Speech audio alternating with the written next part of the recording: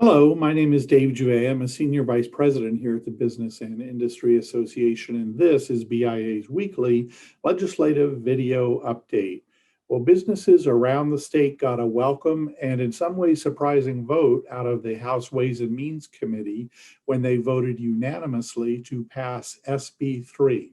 Senate Bill 3 was legislation initiated by the BIA in January. It was designed to correct a significant tax issue for businesses who had received Paycheck Protection Program loans and then had those loans forgiven. The federal government, in creating this program, never intended this revenue to be taxed. And in fact, at the federal level, they provided a fix to ensure that the revenue would not be taxed. But the same wasn't true at the state.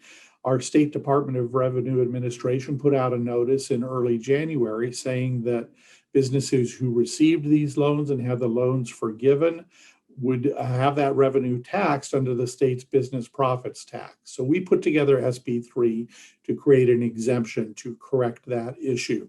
The Senate passed SB 3 pretty quickly and easily, but the House Ways and Means Committee has been working on it for well over a month. BIA has been involved every step of the way, advocating for businesses who receive PPP loans. And I'm happy to say that the Ways and Means Committee voted on Tuesday to pass the bill unanimously. Now, that doesn't mean it's law yet. It still has to pass the full House. However, with both Democratic and Republican support, it seems likely that the full House will follow through. And since there were no amendments, it doesn't have to go back to the Senate. It'll go straight to the governor for his signature. So that's great news for businesses in New Hampshire. And now let me turn it over to my colleague, David Creer. Hi, I'm David Creer, Director of Public Policy at BIA. Last week, the Senate voted to end two bad environmental bills. The first, House Bill 135, was re-referred, meaning that it won't be taken up until next year. This bill would have forced polluters to connect affected wells to public or private water systems and then pay those water bills for 2 years. BIA fought against this bill because it doesn't provide any due process for the business that is accused of polluting.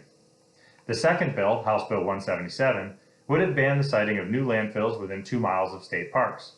BIA fought to have this bill killed because it limits the availability of new landfills in the state, which would decrease overall capacity and raise the cost of disposing of solid waste. The bill was killed by a bipartisan majority of the Senate. However, it's not all good news this week. The Senate Judiciary Committee voted on Tuesday to pass House Bill 236, a bill that extends the statute of limitations for PFAS-related claims to 6 years instead of the standard 3 years in the state. BIA is fighting against this bill because it is simply not necessary.